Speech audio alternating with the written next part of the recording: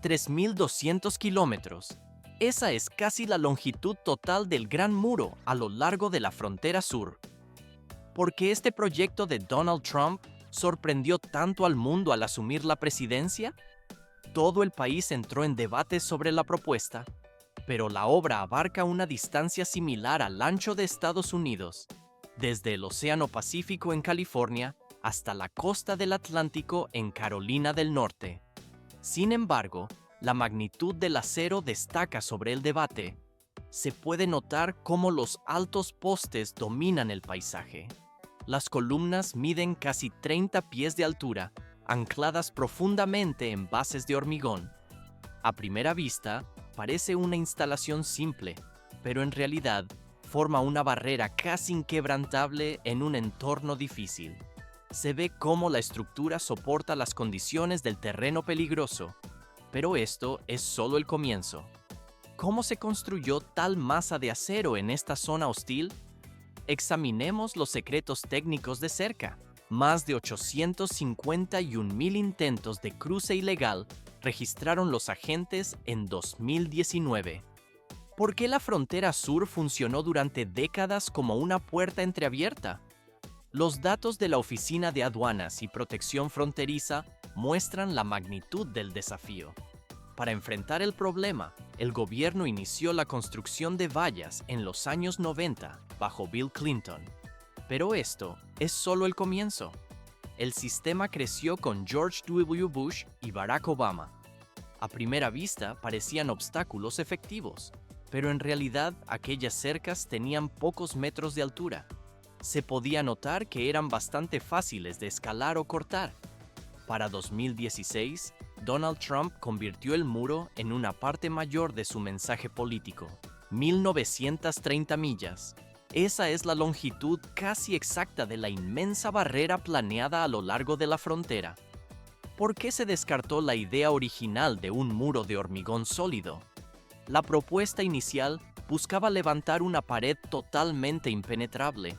Sin embargo, el Departamento de Seguridad Nacional rechazó el plan, argumentando que impediría a los agentes de patrulla ver lo que sucedía al otro lado. Al final, el diseño definitivo utilizó altos postes de acero conocidos como volardos. Se puede notar cómo son fuertes y transparentes, convirtiéndose en el modelo principal que observamos hoy en día. Pero esto es solo el comienzo.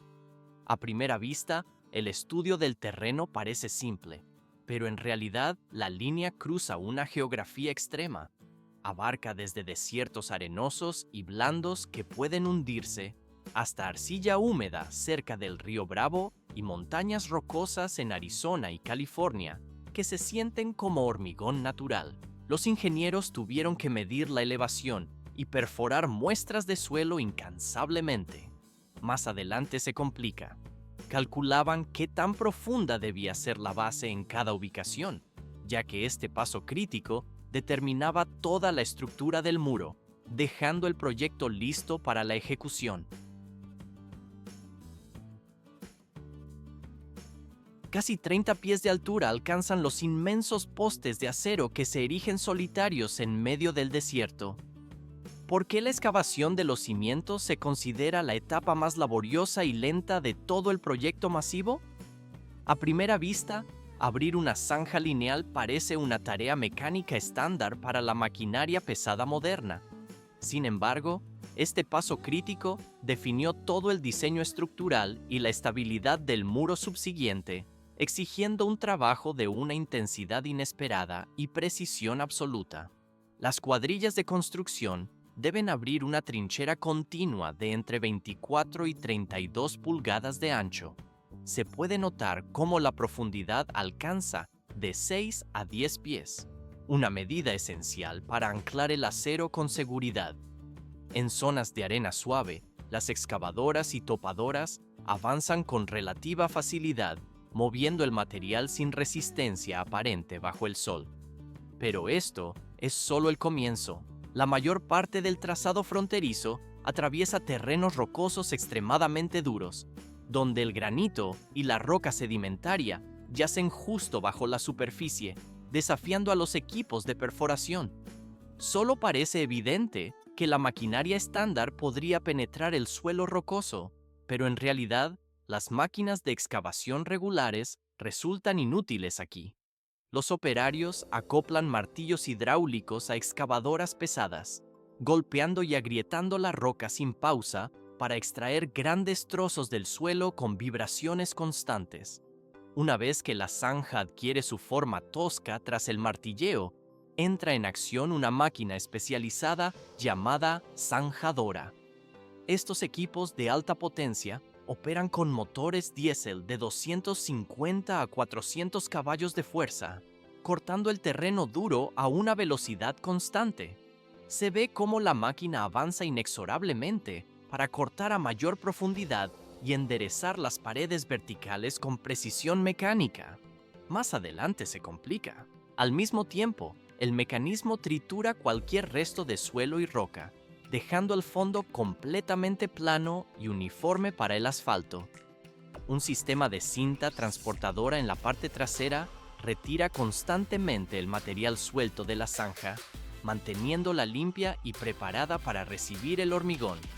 Gracias a que la zanjadora corta continuamente con gran exactitud, puede manejar cientos de metros de avance por día, acelerando enormemente el proceso constructivo en comparación con los métodos manuales. Tras nivelar el fondo con exactitud milimétrica, el equipo de construcción comienza a instalar el marco de acero de refuerzo. Esta estructura compleja se compone de barras de acero verticales y lazos horizontales que forman una larga jaula metálica continua a lo largo de la excavación. Transición al siguiente nivel. Inmediatamente después de colocar el armazón de varillas, se vierte sobre él una capa de hormigón armado fluida y densa. El espesor de esta capa oscila entre 10 y 20 centímetros, o de 4 a 8 pulgadas según el tramo. Esto crea una base plana, estable y fuerte, donde los paneles de acero pueden ubicarse posteriormente sin riesgo de hundirse ni inclinarse por el propio peso del material. Cuando el hormigón se une firmemente con la jaula de acero interior, forma un bloque de cimentación sólido y continuo bajo tierra. Esto aumenta drásticamente la resistencia del muro a las fuerzas de tracción y torsión, especialmente bajo la enorme presión que ejercen los fuertes vientos del desierto sobre la estructura elevada. La base queda así preparada para soportar las cargas verticales definitivas. 26 de altura miden los tubos de acero que llegan al sitio de construcción tras completarse los cimientos. ¿Por qué elegir postes huecos para los volardos principales en lugar de barras sólidas? A simple vista, el acero macizo parecería la opción más resistente para una barrera de seguridad. Sin embargo, el diseño vacío reduce el peso facilitando el transporte y además permite verter hormigón en su interior posteriormente para aumentar la fuerza si es necesario. No obstante, se trata de perfiles cuadrados o redondos con un espesor de pared de 10 milímetros. Pero esto es solo el comienzo de la logística. Los camiones de carga pesada transportan las piezas desde la fábrica, dado que cada poste pesa individualmente entre 250 y 400 kilogramos. Se puede notar cómo las correas de acero aseguran las capas apiladas sobre el remolque para evitar que la carga se desplace durante el viaje. Al llegar, las grúas móviles descargan cada paquete con movimientos suaves en el área de acopio para evitar daños. A primera vista, el almacenamiento de metal parece una operación ruda, pero en realidad se debe evitar cualquier impacto que doble la estructura antes de su uso. Justo fuera de la zona de trabajo, se prepara un taller temporal, donde los operarios emplean soldadoras de alta potencia. Se ve cómo el arco eléctrico une los postes formando paneles de 4 a 6 unidades, dependiendo del ancho requerido para la pared. Soldarlos en secciones acelera drásticamente la instalación en la zanja en comparación con la elevación individual. Más adelante se complica la precisión. Se observa cómo la grúa coloca el panel completo directamente en su lugar, sustituyendo el izado de un solo poste a la vez. pero un error de apenas unos milímetros en la base o en las soldaduras causaría que todo el panel se incline, dificultando enormemente la alineación y el anclaje. La estructura queda posicionada en la zanja, lista para continuar el proceso sin prisa. Casi 9 metros de altura. Esa es la imponente escala vertical de cada panel de acero en la obra. Una vez que las placas soldadas llegan a la zanja, comienza la fase considerada la columna vertebral del proyecto. ¿Por qué es tan tensa la manipulación de estas piezas? A simple vista parecen estables por su enorme peso, pero con sus dimensiones actúan como velas gigantes, donde incluso una ráfaga de viento fuerte puede hacerlas oscilar peligrosamente, complicando todo el proceso de instalación. Las grúas móviles o montadas en camiones elevan lentamente cada sección de cientos de kilogramos, separándola del suelo con un zumbido hidráulico constante. Se puede notar cómo 3 trabajadores en tierra tensan las cuerdas guía, coordinando movimientos precisos con el operador para centrar la carga. El panel debe quedar posicionado justo sobre la excavación antes de descender. Pero esto es solo el comienzo. Una vez que el metal baja al interior, los ingenieros inician la tarea más crítica para garantizar una barrera recta y duradera a lo largo de casi 1130 millas. A primera vista, la alineación parece una tarea de fuerza bruta, pero en realidad depende de niveles láser y guías de tensión de alta tecnología. La experiencia humana busca la verticalidad perfecta a lo largo del trazado. Una inclinación de pocos grados causaría huecos, curvaturas y debilidad estructural, arruinando la apariencia del muro. Más adelante se complica. Por eso, tras lograr la posición exacta, los operarios sueldan temporalmente la base a los anclajes de acero ya situados en la zanja, porque estas soldaduras deben inmovilizar el panel ante impactos accidentales o el aire mientras aguarda el siguiente paso. Se ve cómo la estructura queda fija mediante el arco eléctrico a los marcos de soporte. El metal espera ahora estático el vertido de hormigón que lo bloqueará permanentemente. Inmediatamente después de la colocación, un camión hormigonera o una bomba de hormigón se desplaza hasta el borde de la zanja. ¿Por qué es crítica esta acción rápida? A simple vista, los paneles parecen estables por su propio peso. Sin embargo, el vertido debe llenar el espacio entre el acero y el suelo antes de que el viento o impactos accidentales vuelquen la estructura. Se puede notar cómo el hormigón fresco envuelve la base del panel, pero el proceso solo está cobrando fuerza. Los operarios utilizan varillas de apisonado o herramientas vibratorias para eliminar las burbujas de aire atrapadas. A primera vista, parece un vertido simple, pero en realidad esta compactación ayuda a que el hormigón presione firmemente contra cada superficie del poste de acero para lograr un enlace sólido e impenetrable. Al endurecerse, el material actúa como un ancla oculta, bloqueando la parte inferior del panel firmemente en el terreno. Esto aumenta enormemente su resistencia a las fuerzas de tracción, a la vibración constante y a los intentos deliberados de romper o apalancar la estructura. Y esto no es el límite. En algunas áreas importantes, como cerca de carreteras o lugares con suelo blando, las cuadrillas no se limitan a verter hormigón alrededor de la base. Se ve cómo añaden una capa extra que se extiende unos 5 pies hacia afuera desde la pared. Esta extensión crea una almohadilla de cimentación más ancha que distribuye el peso y previene que el suelo se erosione o se hunda con el tiempo, especialmente tras lluvias intensas. Al mismo tiempo, esta base ampliada hace mucho más difícil que alguien cabe debajo del muro. En lugar de atravesar tierra suelta, cualquiera que intente cruzar tendría primero que romper una gruesa capa de hormigón antes de alcanzar los postes de acero, haciendo el trabajo extremadamente difícil y lento. La barrera queda fijada permanentemente.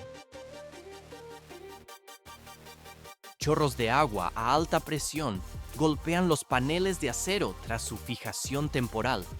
Esta fase de lavado hace que el trabajo sea extremadamente difícil y lento para el equipo. ¿Por qué es crucial este enjuague intensivo antes de pintar? A simple vista, el metal parece listo para el acabado final. Sin embargo, la escoria de soldadura y los fragmentos impedirían que la pintura se pegue correctamente si se dejaran ahí. Se puede notar cómo el agua elimina lodo, arena y aceite de toda la superficie. Parece una limpieza rutinaria, pero en realidad los operarios siguen una dirección precisa para no dejar rastros. El flujo avanza estrictamente de arriba hacia abajo a lo largo de cada panel para asegurar la limpieza total. Esto evita que los residuos y el agua se acumulen en las esquinas o huecos. Pero esto es solo el comienzo. Gracias a este paso, el recubrimiento antióxido y la pintura protectora se fijarán de manera uniforme y firme más tarde. Esto mejora enormemente la durabilidad y la resistencia a la corrosión de las paredes. En el severo entorno desértico, esta protección resulta extremadamente importante. La estructura queda preparada para el siguiente tratamiento sin prisa, una última capa de protección. Ese es exactamente el componente crítico que se añade sobre la estructura del muro cuando está casi completa. ¿Por qué la instalación del alambre de cuchillas en espiral no la realizan los trabajadores civiles habituales? La colocación de estas bobinas metálicas parece una fase más de la construcción estándar. Sin embargo, debido al riesgo extremo de lesiones y los altos requisitos de seguridad, esta labor recae exclusivamente en unidades militares o patrullas fronterizas especializadas. Pero esto es solo el comienzo del aseguramiento perimetral definitivo. La manipulación requiere protocolos estrictos por el peligro inherente del material.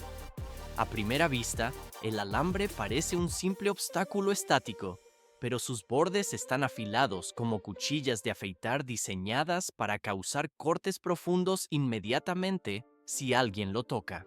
Se ve cómo las bobinas se elevan hasta su posición mediante equipo especializado o se instalan manualmente, dependiendo de la accesibilidad de la ubicación. Esto convierte el intento de escalar el muro en una acción casi imposible desde el punto de vista físico. Los soldados aseguran el alambre utilizando soportes metálicos y ganchos de anclaje industriales.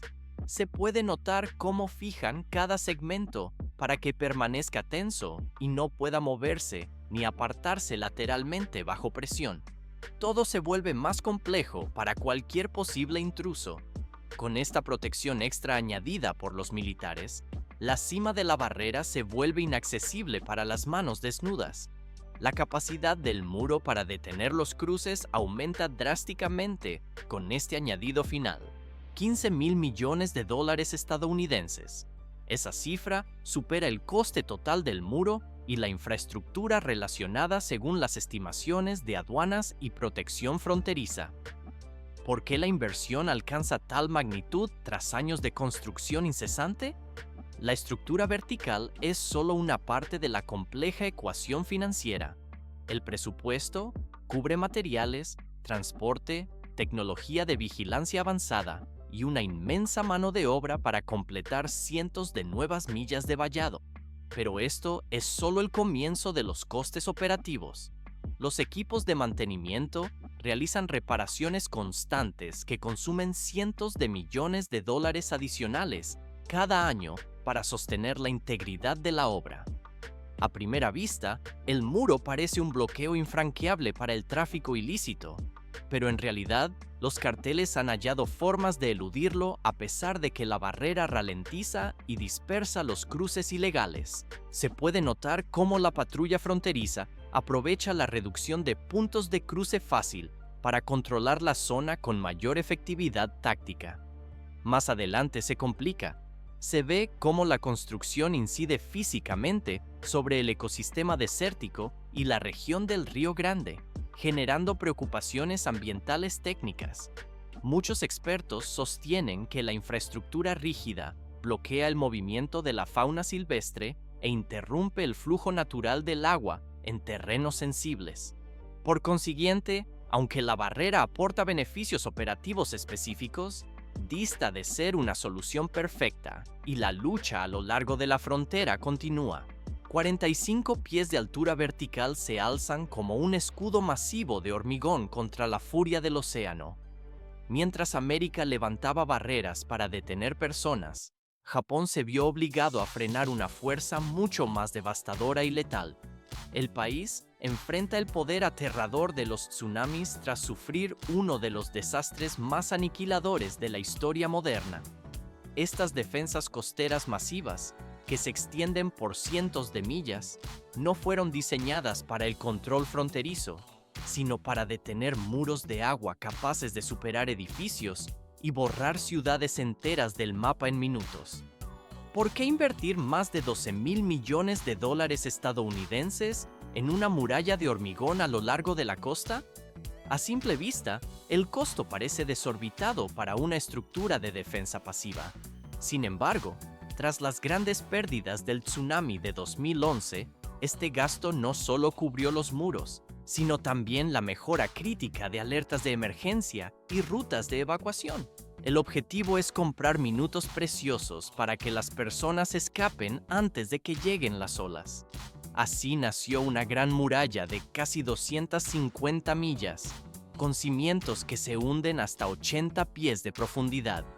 Se puede notar cómo la línea de defensa abarca casi 400 kilómetros a lo largo del litoral de Tohoku, la región que recibió el impacto directo de la catástrofe. Atraviesa continuamente las prefecturas de Aomori, Iwate, Miyagi y Fukushima, consolidándose como la defensa costera más unificada en la historia de Japón. Una vez finalizada la ruta exacta, las cuadrillas comenzaron a limpiar el área, eliminando casas antiguas, infraestructura dañada, líneas eléctricas y tuberías, mientras construían caminos de acceso y sistemas de drenaje temporal para continuar la obra incluso durante la temporada de lluvias. Pero esto es solo el comienzo del desafío logístico. A primera vista, la preparación del terreno parece un paso rutinario de nivelación, pero en realidad, gran parte del litoral de Tohoku se asienta sobre suelo arenoso débil. Los ingenieros primero perforaron estudios detallados y reforzaron el terreno instalando pilotes profundos de hormigón o acero.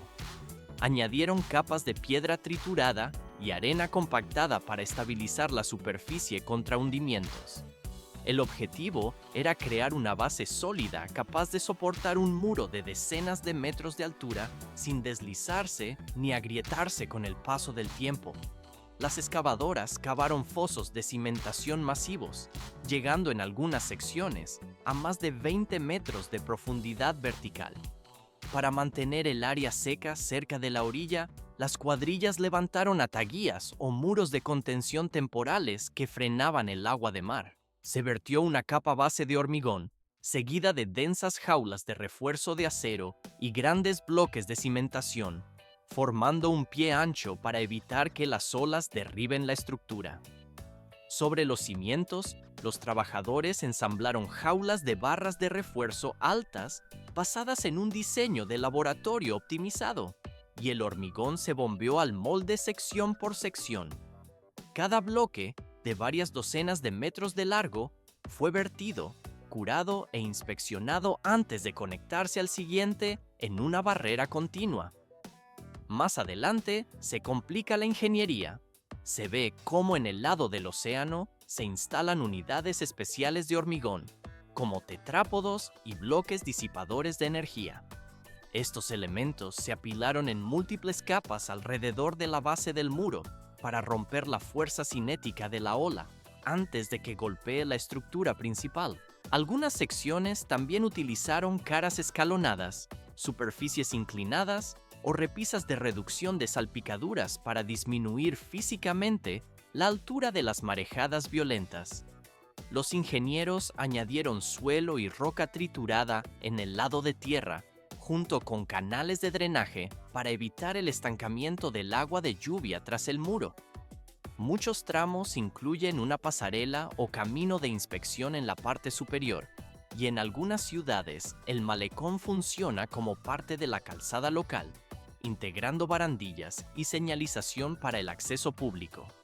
En secciones donde el malecón necesitaba resistencia extra al impacto, las cuadrillas añadieron una capa de bloques de hormigón prefabricados en la superficie exterior, levantados por grúa.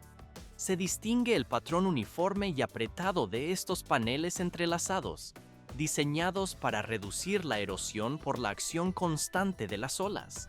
Y esto no es el límite de la protección. El blindaje reforzado permite al malecón resistir décadas de golpes continuos provenientes del Océano Pacífico.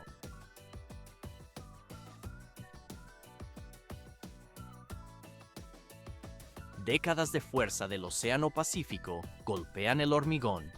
¿Por qué se requieren barreras de tal escala? A ojo parecen desmedidas, pero son vitales para la protección.